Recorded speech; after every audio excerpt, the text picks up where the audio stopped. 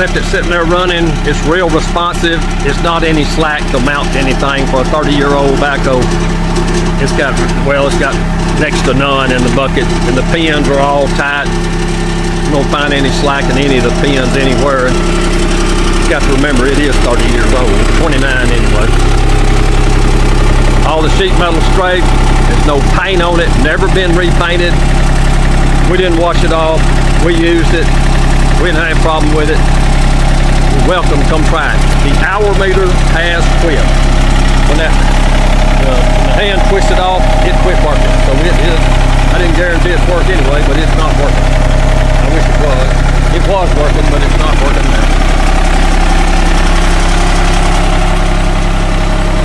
Cute little rig. You can pull the backhoe off pretty quick. There's everything for your lift arms and your PTO.